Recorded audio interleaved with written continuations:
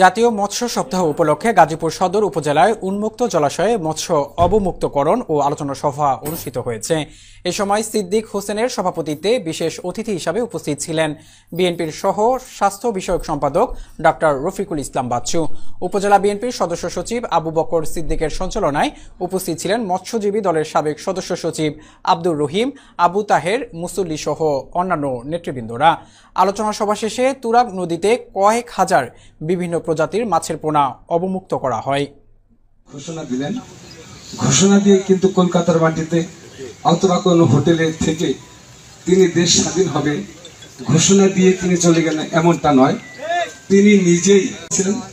তারপরে জেড ফোর্সের সর্বাধুনিক হয়ে সর্বপ্রথম সিলেট জানিয়েছেন।